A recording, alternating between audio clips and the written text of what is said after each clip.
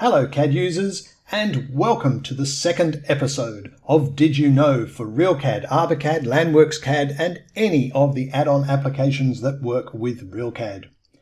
Today we are going to look at the Tab key, a simple key on the keyboard that allows you to select the next nearest object to where you click. Let's have a look at how that might work. If, for instance, I click, and you can see my cursor, click close to where the label, the two green lines, the two black lines and the surface are, it could accidentally pick the wrong thing. How often has that happened to you? So let's choose this now. Oh, it's chosen the line that I may not have wanted. If I simply press the Tab key, it will select the next nearest object. If I select the Tab key again, it will find the next nearest object to where I clicked. If I then press the Tab key again, it will cycle back to the three objects that it found nearest to where I clicked. Let's try the same thing on this object over here. I can choose this tree or press the Tab key and it chooses the plane. Press the Tab key again, it chooses the line. Press the Tab key a final time and it's chosen the arc, which is the inside that tree. Again, continue to press until you get what you want. So it may have been that, and now you can act upon that object. This tool is only useful for selecting single objects.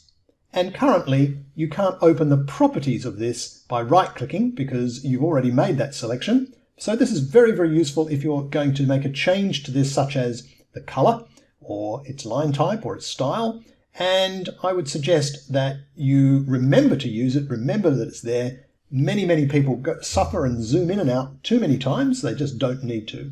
Here's another great example over here. Select here and press the Tab key. It finds the next nearest object. And you'll see it wherever I go. Click here. No, I don't want that one. And I press the Tab key and guess what?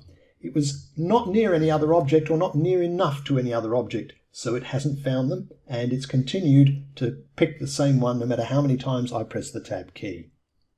So a very useful tool, especially when you are picking the edge of a plane and it's either only selecting the plane or only selecting the outline. That Tab key is wonderful for tabbing between the two.